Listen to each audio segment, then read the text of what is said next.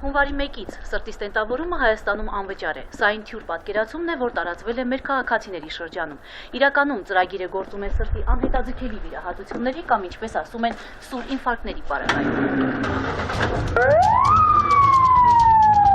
Պետ պատվերով սրտի ստենտավորում իրականացնող հաստատություններում քաղաքացիների հոսքը տարեսկզբից չի դադարում։ Պատճառը նոր մեկնարկած ծրագրին իրազեկվածության պակասն է։ Այս քաղաքացին եւս ունենալով սրտի ստենտավորման անհրաժեշտություն եւ կարծելով, թե ծրագիրը վերաբերում է բոլոր հիվանդներին, դիմել էր Էրեբունի բժշկական կենտրոն ստենտավորվելու։ Առավոտյան էլ ասենք, որ հիվանդանոցի պատրաստում կա, ասենք բժշկի հետ հանդիպելու, ցույց տվեցին, ես sense եմ հասկացել, որ ոչ դեղապած ստենտեր տեղադրվում է բոլորի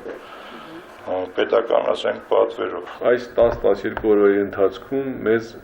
անընդհատ դիմում են քաղաքացիներ եւ պահանջում են, որ իրենք մտցվեն այս ծրագրի մեջ։ Հանրապետության գլխավոր սրտաբանը ստեղծված իրավիճակում տեսնում է նաեւ լրատվամիջոցների մեղքը։ Նաեւ մեդիա միջոցները ունեն ինչ-որ նաեւ պատասխանատվության զգացում այստեղ եւ նաեւ թերացել են, որովհետեւ հեռուստատեսության մասնավորապես հաղորդում էր, որ գնում է այսպիսի ծրագիր եւ այլ, բայց հստակ չի տեղեկացում, որ սա չի վերաբերում բոլոր հիվանդների ծրագրում առայժմ ընդգրկվում են սրտամկանի եւ ինֆարկտի ծանր տիպով հիվանդները, այսինքն ժողովրդական լեզվով ասած ապշիրնի ինֆարկտները։ Պետության ծրագիրը ընդգրկում է իր մեջ մեկ ոչ դեղապատ ստենտ, ընդ որում դա դրվում է սուր ինֆարկտի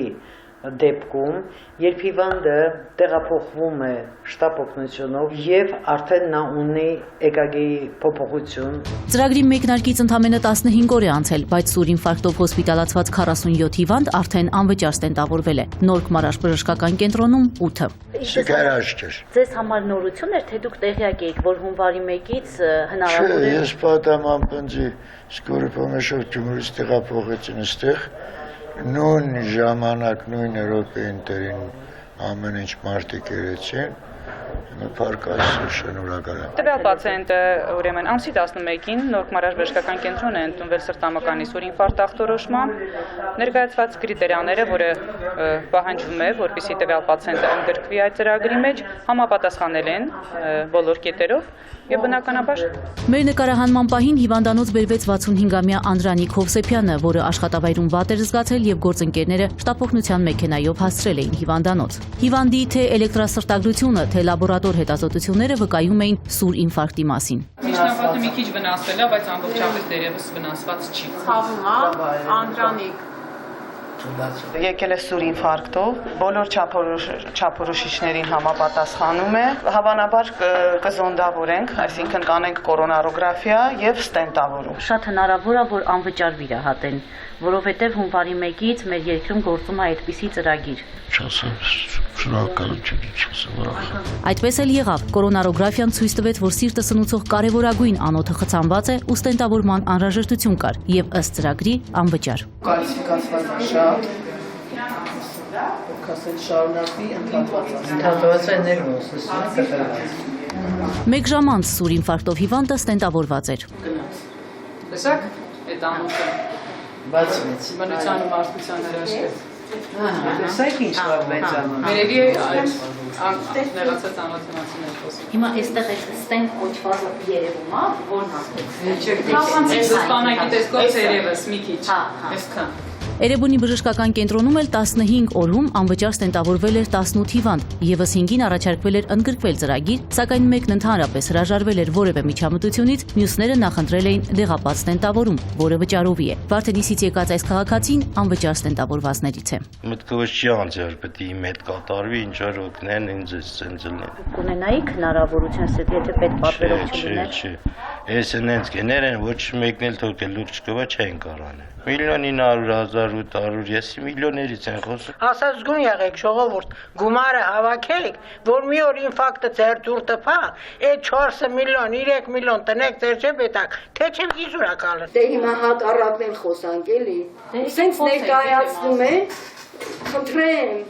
եղավ, սենց հա։ Հիմա տեսեք, դուք ասում եք, բայց դուք ձեր դիագնոզը եղել է անկայուն ստենոկարդիա, դուք ոչ ստաբիլ ստենոկարդիայով եք եկել, այդ ախտորոշման, դուք սրտամկանի սուր ինֆարկտով չեք եկել, հասկանում եք, բայց մեռած վիճակով։ Դե տեսնում եք, ես գիտեի, որ դուք տենց էլ ասելու եք։ Ես հասկանում եմ նաև մտահոգությունները եւ բնակչության դժգոհությունը որոշ առումով, Սակայն ես կրկնում եմ, քանի որ ֆինանսական հնարավորությունները պետության սահմանափակ են, մենք ընդգրկել ենք այս տեսակի ինֆարկտների խումբը, որովհետև այս տեսակի ինֆարկտները ունեն ամենաբարձր մահացությունը եւ բարդությունների ռիսկը։ Այս ծրագրով նախատեսված է բուժել ավելի քան 600 հիվանդի անվճար ստենտավորմամբ, իսկ արդյոք բոլոր դեպքերում հնարավոր կլինի սուր ինֆարկտով հիվանդին շտապ հասցնել հիվանդանոց, դժվար է ասել։ Արդյոք նպատակահարմար չէր լինի անվճար ստենտավորել նախաինֆարկտային փուլում, հաշվի առնելով, որ սուր ինֆարկտի պարագայում հաճախ անհնար է լինում կյանքը փրկելը։